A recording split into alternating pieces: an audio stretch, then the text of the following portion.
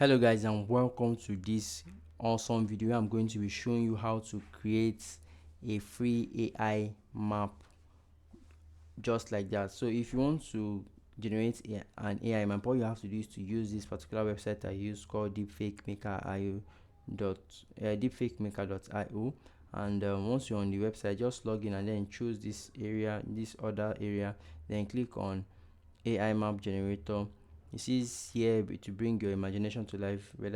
So all of these things is just necessary. You don't really need it. All you have to do is to know what you want to set in.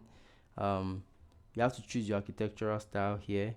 You have to choose your geographical features: mountains, rivers, hills, valleys, tectonic plates, or all of those things.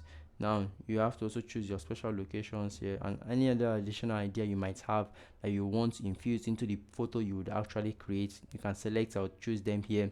Now you also have to choose your aspect ratio depending on what you're going for, on the purpose of why you are actually creating this particular map. So you can use so if you're a book writer, you can actually use this to actually generate that particular image for your book. So once you're done, you can also select your image size here and then click on generate now, and within few seconds your image should be ready for download.